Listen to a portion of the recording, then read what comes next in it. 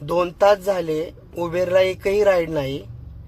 2 तास झालं मी बसलोय palm beach Nerul sector 4 opposite wellness medical. अजून एकही राईड मिळाली नाही मला.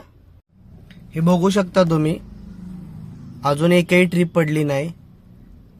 3च ट्रिप कंप्लीट केलेत मी.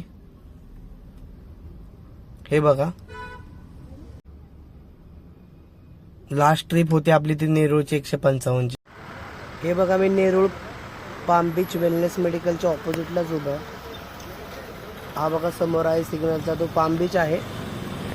रोडलाच आहे मी, पण अजून काही मला ट्रिप पडली नाही. अजून पण तुम्ही बघू शकता सर्चिंगच चाललंय.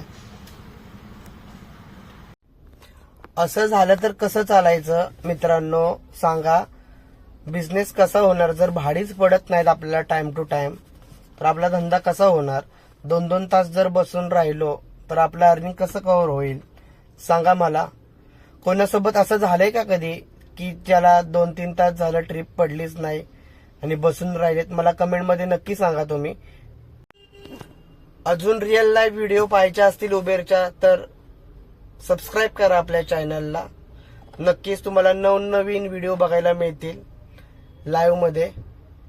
असाच सपोर्ट करत राहा आपल्या चॅनलला. थँक्यू.